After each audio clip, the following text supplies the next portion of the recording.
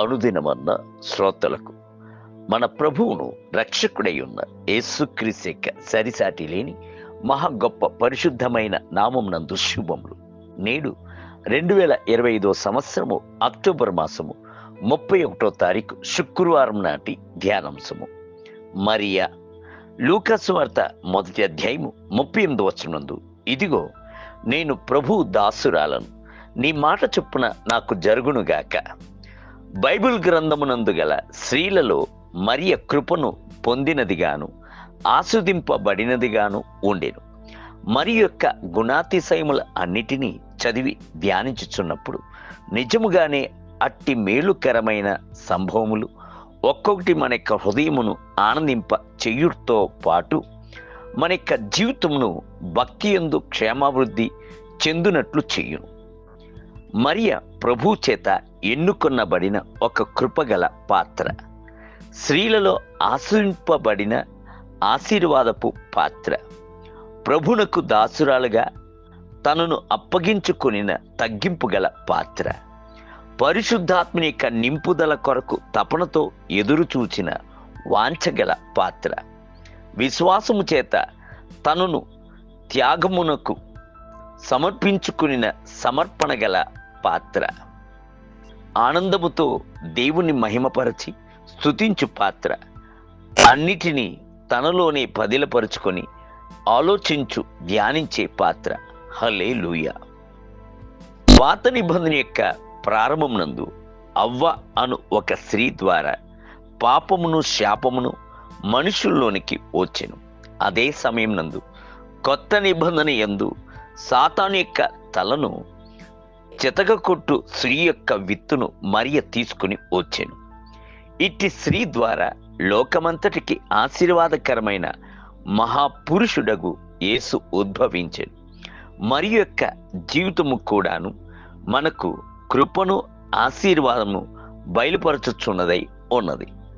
లోకమునందు కోట్ల కొలది ప్రజలు ఉన్నప్పటికీ మరియకు ప్రభు యొక్క కనుల యందు దయ లభించుటకు గల కారణము ఏమిటి? కొద్దిగా ఆలోచించి చూడండి.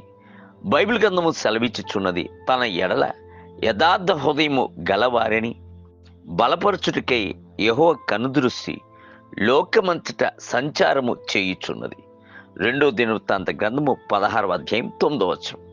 యెహోవా కనులు ప్రతి స్థలము మీద ఉండును, చెడ్డవారిని మంచివారిని అవి చూచుచుండును. సామెతల గ్రంథము 15వ అధ్యాయం 3వ వచనం. అనియు ఆయన నరులను కనులారా చూచుచున్నాడు, తన కనుదృష్టి చేత ఆయన వారిని పరిశీలించుచున్నాడు అనియు కూడాను బైబిల్ గ్రంథం నందు చదువుచున్నాము. 11వ కీర్తన 4వ వచనం. ప్రభు యొక్క కనులు మరియును తేరి చూచినప్పుడు ఆమె యొక్క తగ్గింపును, ఆమె యొక్క భక్తియు, దేవునికి తన్ను తాను త్యాగముగా అర్పించుకొనుచున్న స్వభావమును ఆయనను మిగుల ఆకర్షించెను. తగ్గింపు గల వారికి ప్రభు కృపను అనుగ్రహించుచున్నాడు కదా. ప్రభు దృష్టికి మిమ్ములను మీరు తగ్గించుకొనుడి, అప్పుడు ఆయన మిమ్మల్ని హెచ్చించును. యాకోబు పత్రిక 4వ అధ్యాయం 10వ వచనం. అలాగనే ప్రభు మరి యొక్క తగ్గింపు వలన ఆమెను హెచ్చించుటకు సంకల్పించెను. దేవుని బిడ్డలారా, ప్రభు మిమ్ములను హెచ్చించవలను అంటే మీకు తగ్గింపు అవశ్యము. దేవుని ఎదుట మీరు ఎలాగున కనబడుచున్నారు? ప్రభు ఎదుట మీరు ఎల్లప్పుడూ తగ్గింపు గలవారై ఉండినట్లయితే, విరిగి నలిగిన హృదయంతో దేవుని సముఖమునందు మిమ్ములను తగ్గించుకున్నట్లయితే ప్రభు నిశ్చయముగానే మిమ్ములను కూడాను హెచ్చించును. నేటి ధ్యానమునకై వినయము గల వారి ప్రాణమును ఉజ్జీవింపజేయుటకును, నలిగిన వారి హృదయమును ఉజ్జీవింపజేయుటకును, వినయము గల వారి యొద్దను దీనమనసు గల వారి యొద్దను నివసించుచున్నాను. యెషయా గ్రంథం 57వ అధ్యాయం 25వ వచనం. నేటి వేద పఠనము ఉదయము ఇర్మియా గ్రంథము 22 మరియు 23 అధ్యాయములు, సాయంత్రము తీతుకు రాసిన పత్రిక 1వ అధ్యాయం. ప్రభు మిమ్ములను దీవించునుగాక. ఆమేన్.